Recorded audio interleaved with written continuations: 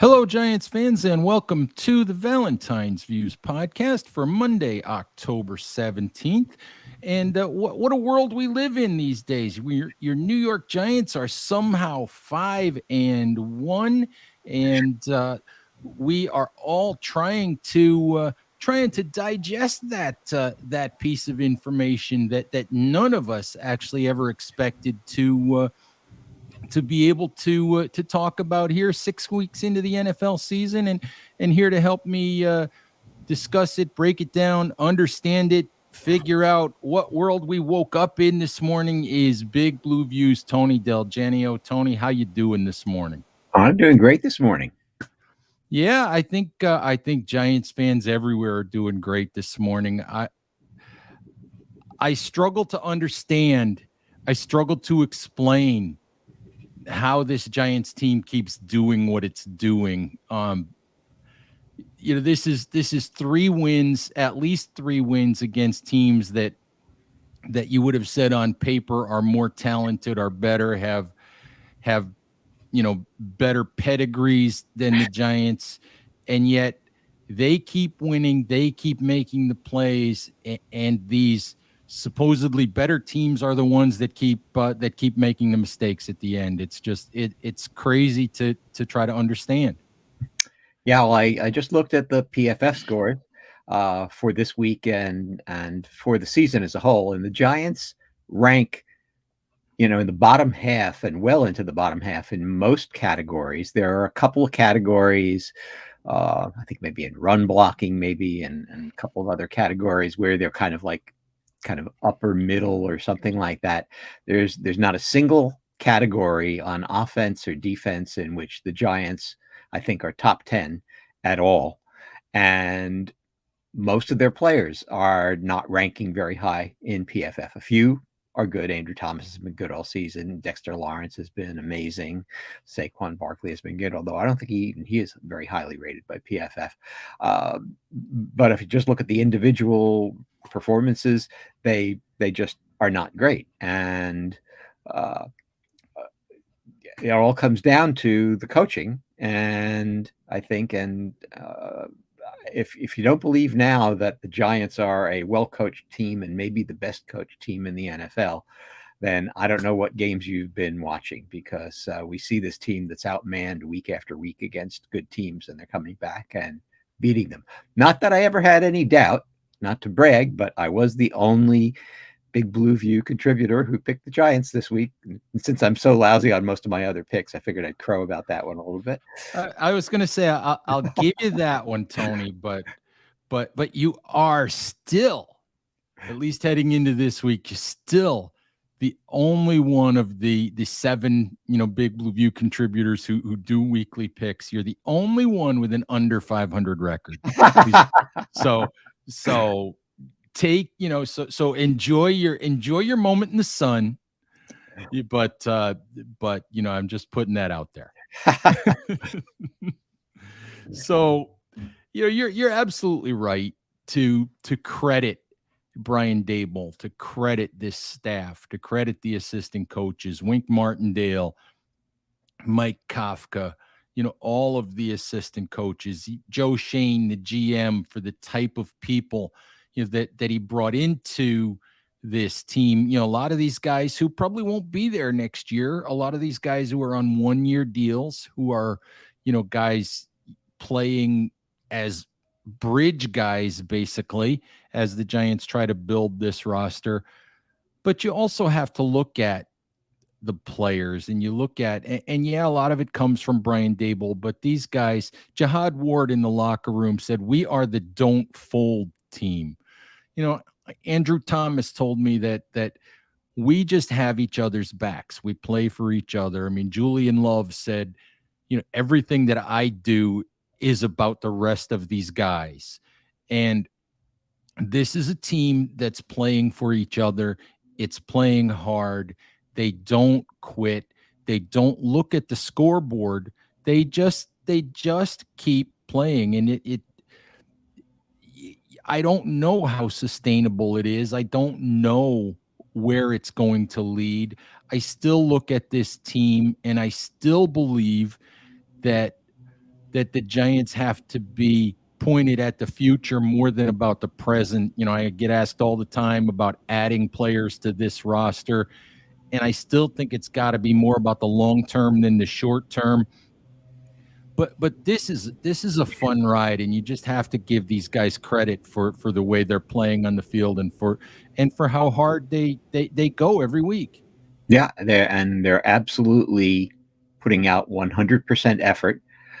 They seem to be a cohesive unit and a unit that likes each other, and they seem to all be in love with their coaches, because they keep on talking about what the coaches are doing for them, and they're responding to it. And some of them are playing the best ball of their career. Certainly Dexter Lawrence is playing the best ball of his career.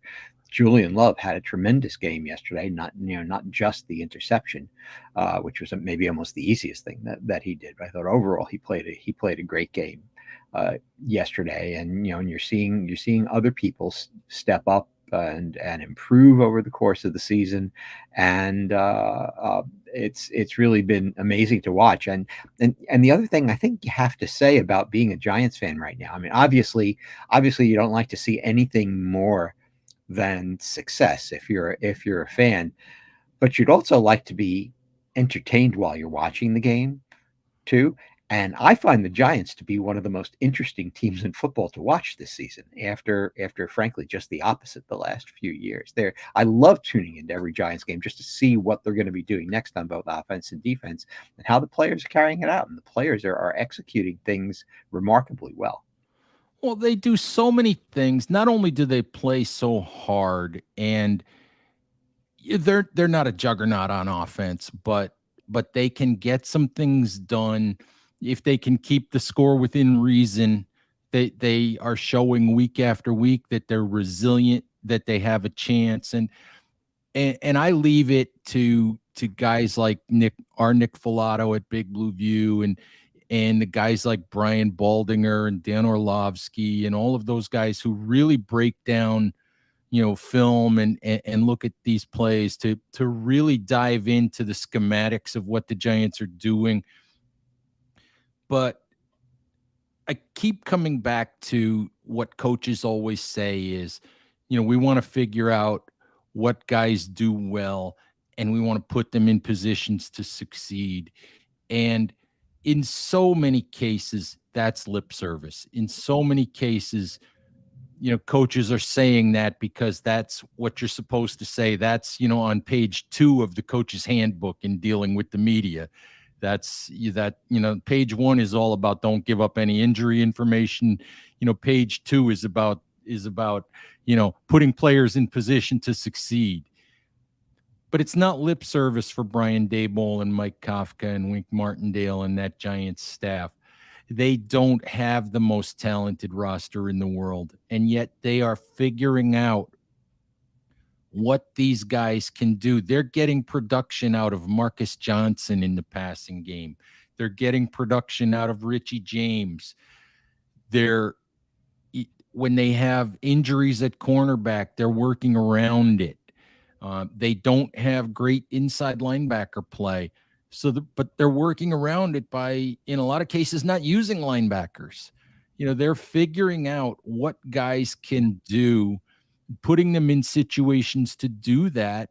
And with some brilliant schematics, with the really creative minds of Kafka and Daboll and Martindale, they're finding really, really interesting ways. I think there was a tweet that I saw of a 3 running back formation with 2 tight ends on a pass to Matt Breida yesterday. And I'm sure that, the Ravens were looking at that going, I as the ball is snapped, like, I have no idea what's about to happen here. And it's just little wrinkles like that and things that they're doing to put players in position that's just amazing. Mm-hmm. Yeah, and the players that they got are performing when put into these positions. And so I think a lot of us had questions about Joe Shane's first NFL draft for the Giants. After the first round, he drafted a bunch of guys that we were all saying, who is it? And looking up who they were and what they'd done.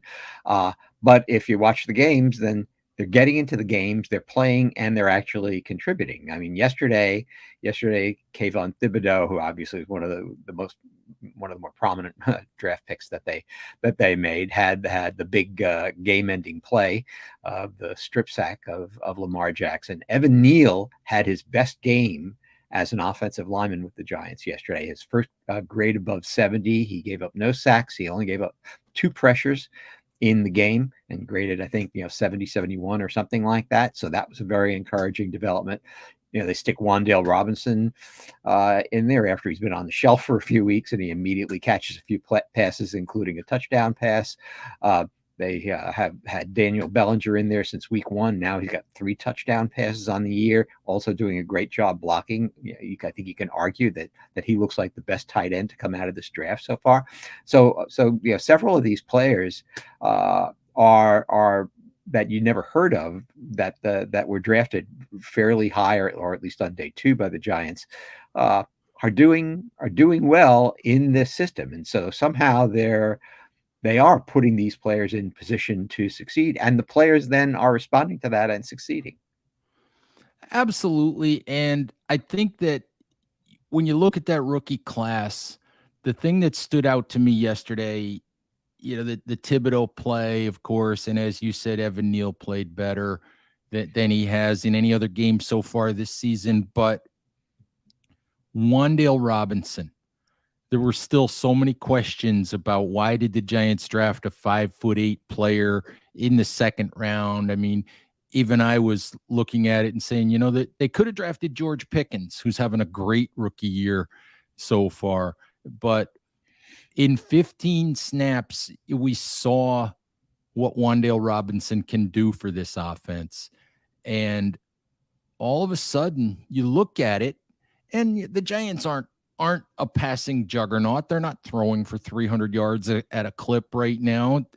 But all of a sudden, you've got Wan'Dale Robinson, you've got Daniel Bellinger, you've got 2 young rookies who can be linchpins as they build this passing attack, as they build this offense. And that's exciting. Oh, it's very exciting to me. And you watch them on the field, you talk about putting them into positions in which they can succeed. You watch that touchdown pass that Wan'Dale had yesterday. It looked like I guess it was like a bunch formation. They had 3 receivers there, and they all go down and create traffic near the goal line.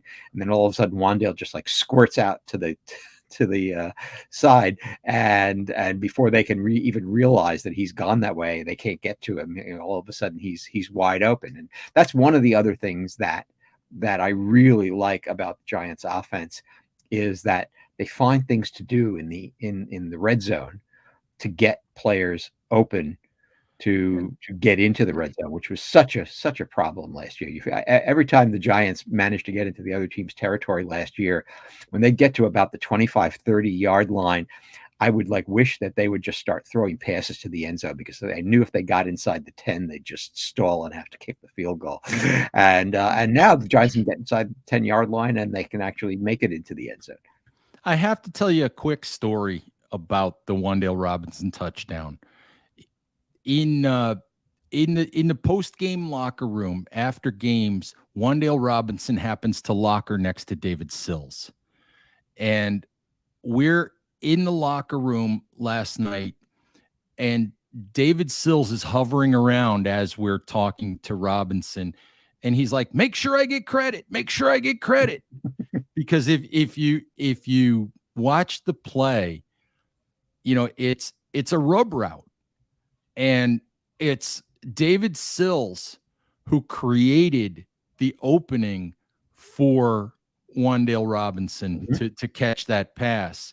And I think that in the end, I think that Sills settled on having Robinson pay for dinner. But they're like, yeah. But he's like, Sills is like, but don't call it a pick route. Don't call it a pick route. Because Robinson kept saying, he set me a nice pick, which of course is the magic word that will get the the referee to throw laundry on the field. Right. So, but he kept saying, "Don't call it a pick." Yeah. And the But, Giants use these rub routes really well. Yes.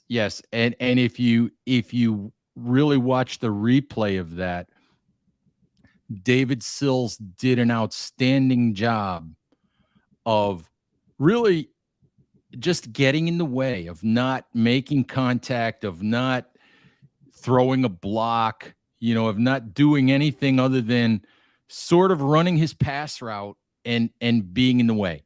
Yeah. And it opened that up, very nicely. So it's really interesting to think about. You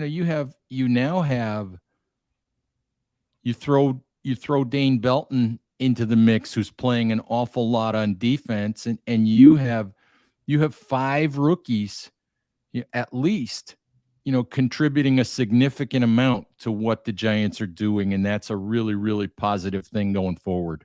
That's right. And and when you consider how many of them are hurt, either the 3 that are now gone for the season, or the guys that have just been on the shelf for weeks, like Cordell Flott and stuff like that, they're getting significant contributions out of, I'd say, at least half their draft class right now, and that's pretty good, because a lot of the time rookies don't really make it very much. I say, you look at the other tight ends around, and there are a few of them that are playing and playing prominent roles, like we saw Isaiah Likely yesterday for Baltimore. But there are guys like Trey McBride at Arizona, who are they're not even putting him on the field yet.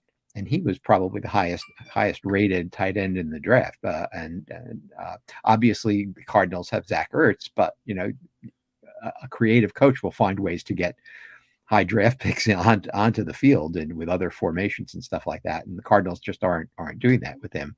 And I think same for several of the other tight ends that were drafted. But the Giants are getting Bellinger onto the field and using him and using him increasingly, I think. I mean, I'm waiting for when they actually start trying to hit him downfield a little bit, because I think he probably has a little more speed than people think he has, and they might actually start trying him on a little less conservative routes than the ones they've been using so far. I'm waiting for that day. I don't know when it's going to happen, but we'll see. We'll see. I keep waiting for some deeper shots down the field too, but what they're doing right now is working. So, who's to argue at this point? Just a little number for you. The number of 20+ yard passes thrown by Daniel Jones yesterday, 0.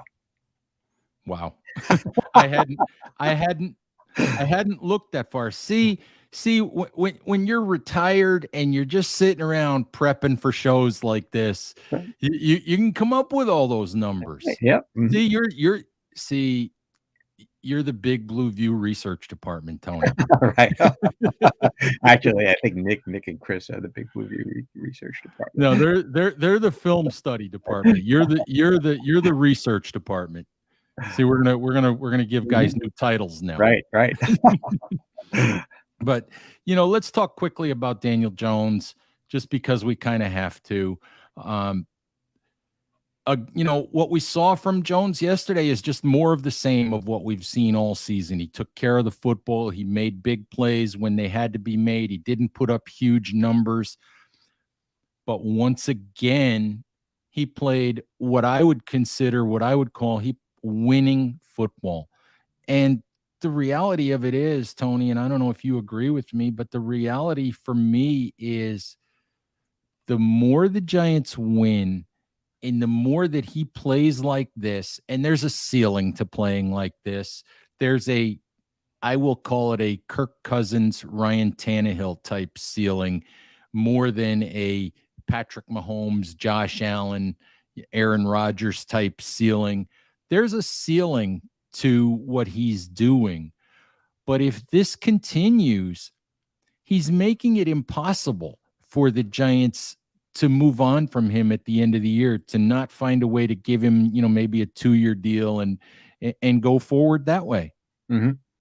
And actually, I'm finding it pretty interesting, because there's been a narrative, I think, the last several years in the NFL that you need to have an explosive offense with lots of downfield passing in order to succeed in the NFL. And teams like Kansas City, like Buffalo, now I think that's certainly what the LA Chargers want to be with Justin Herbert. Even though I don't think their offensive coordinator seems to really agree with that, the way he actually runs that offense, but but that's what Justin Herbert should be anyway. And certainly Kansas City and Buffalo want to be that type of thing. And what the Giants are doing now, what they're having Daniel Jones do, what they're having the whole team do, they're playing the kind of the old style time of possession, field position type of game.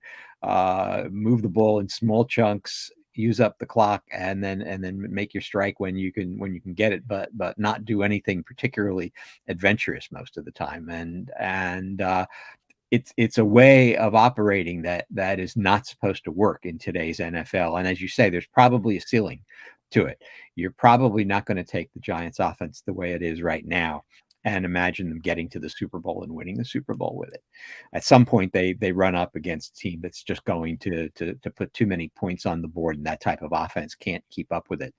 But as at least an interim measure, and we know since their offensive brain trust comes from Buffalo and Kansas City, you know that those guys want to take shots downfield probably, but I think they realize that they don't have a team to do that right now, and so they're just saying, well, what can we do with the team that we actually have, and they just happen to be very efficient at it. Yeah, and when you talk about that ceiling, Tony, we have to talk about playoffs because it's not just a ceiling for the Giants. And you wrote about it, last week before the Baltimore game when the Giants were 4-1. Should we even utter the playoff word? And the Giants are 5-1 now.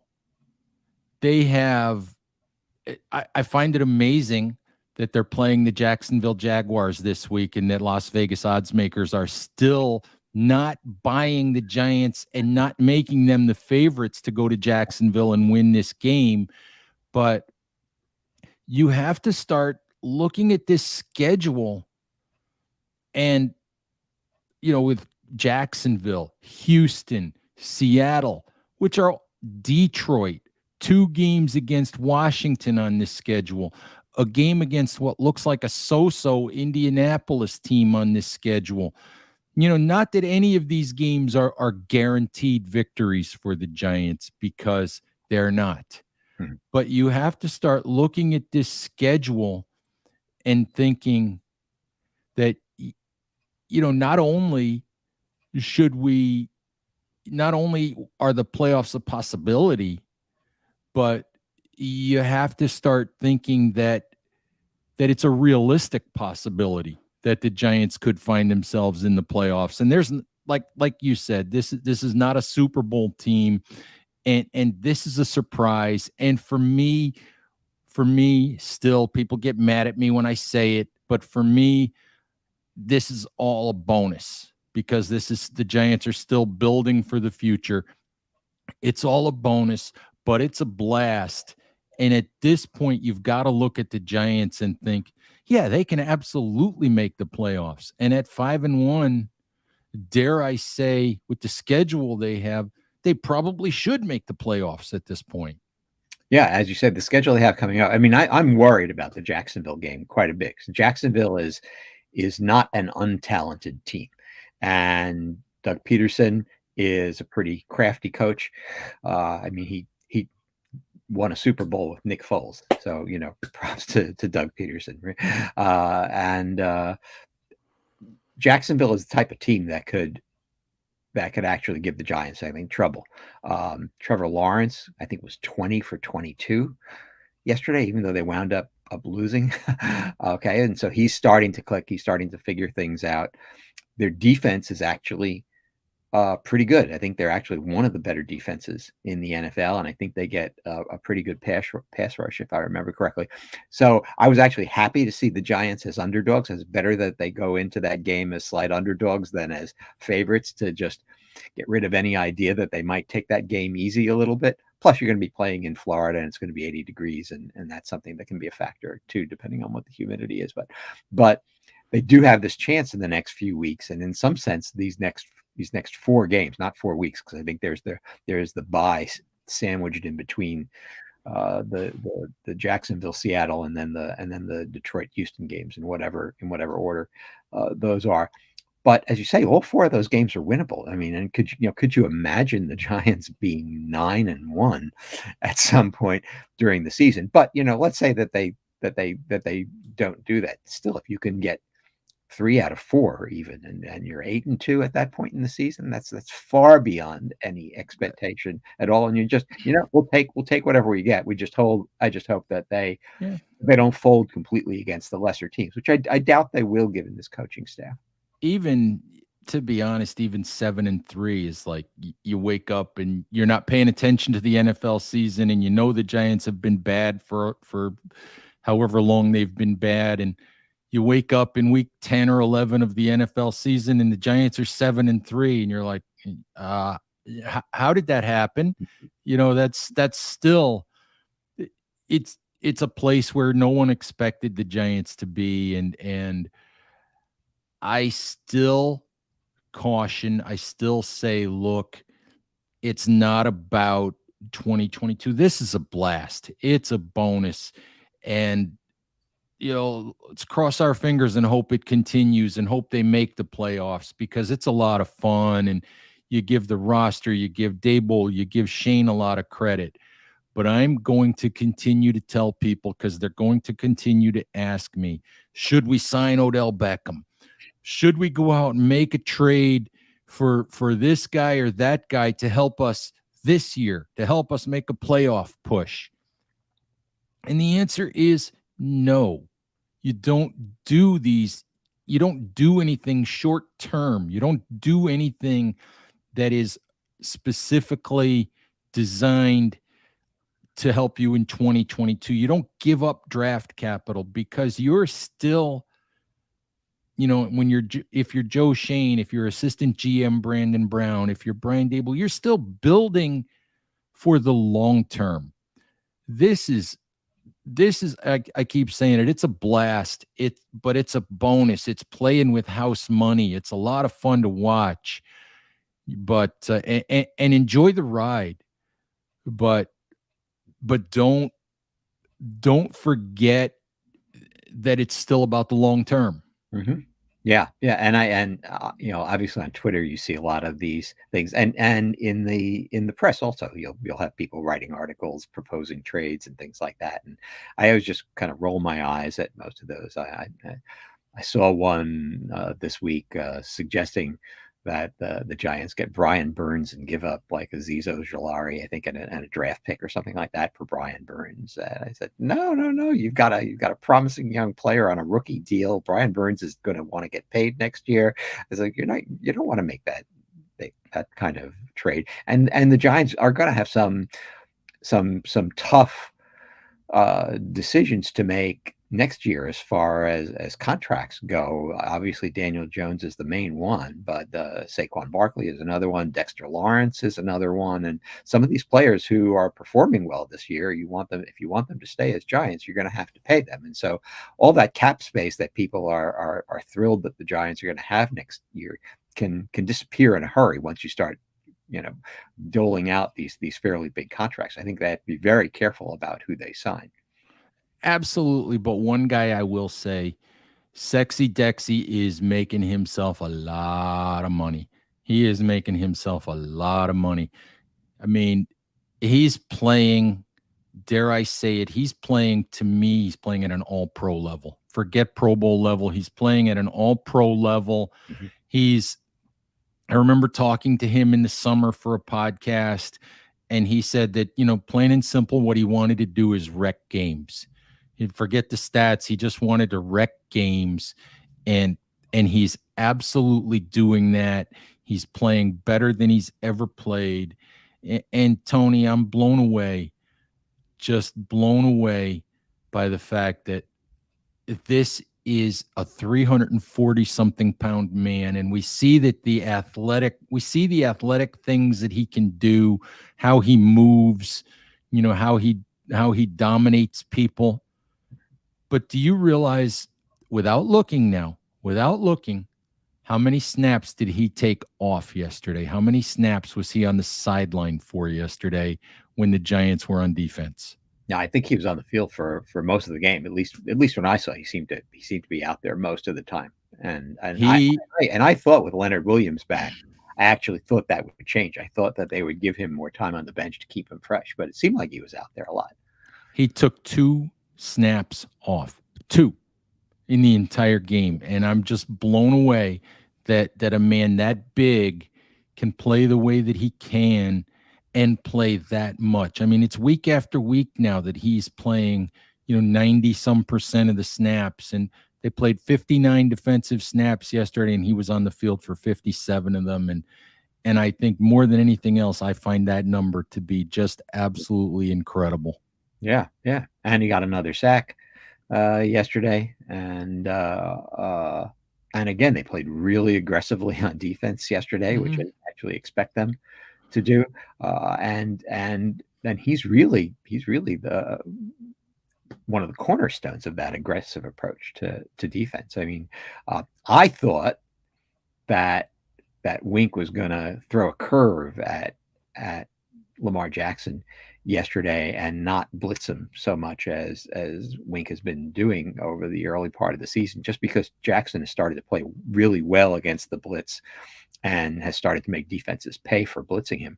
But Wink actually blitzed on 64% of the plays yesterday, which is an There's amazing number. And Jackson couldn't handle that. That was when Jackson had most of his problems, was on those I blitzing plays. And so, the Dexy and all those other guys on the line, I mean, they're being asked to do a lot. They're being asked to really be aggressive a lot of the time, and it's amazing how they're responding to it.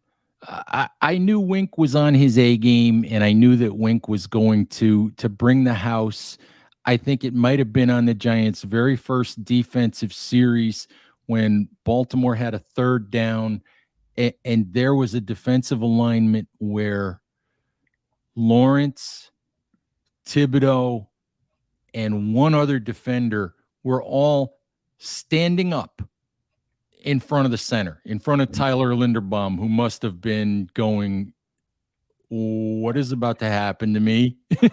you know, and it's just, I mean, it's incredible to watch. It's a lot of fun. I'm enjoying it. I know Giants fans are enjoying it. It's even Saquon Barkley said yesterday, Dabes tells us to that, yeah, it's okay for us to enjoy being 5-1.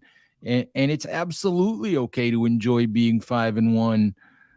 I always caution people to remember that the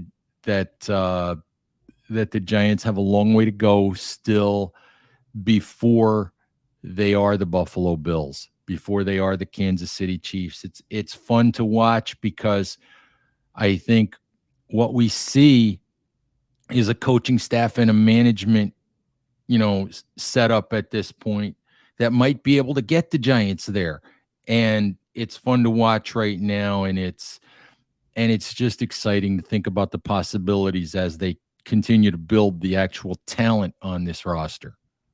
Well, I think there hasn't been a Giants season this much fun to watch. I mean, not just the results, but the way they're getting there with all of the really fascinating things they're doing on offense and defense. There hasn't been a Giants team this fun to watch in at least a decade. I mean, I I'm glad the 2016 team made the playoffs, but they were not a very interesting team to watch on offense. They had a terrible offense. This team is much more interesting to watch than that team was, and I think you have to go back to the 2011 team that eventually won the Super Bowl to find a team that's this much fun to watch, and that team wasn't that great on defense, and so they're actually interesting on offense and defense. And so as a Giants fan, I think you just can't wait for the next game every week to see what they're going to do next. And you realize that there are some losses coming. You don't stay on this high for an entire season, and there'll be a reckoning at some point with some bad games, I'm sure. But but I'll certainly take it as it is, because it's fascinating to watch, and I just love watching the rest of the NFL trying to react to what the Giants are doing, and trying to figure out what do you say about them, and where do you actually place them in the rankings and so on, because the NFL just doesn't know what to make of this team. No, they don't. And the more I watch, the more I don't either. Tony, I think I think that's a good place for us to end for today. Let's Giants fans hope, by the way, that you're wrong about the Jaguars, but guys, just remember, look at Tony's overall record. Look at Tony's overall record. Don't listen to Tony when he comes to picking games. Just don't listen. But even if he did pick the result of this week's Giants Ravens game right.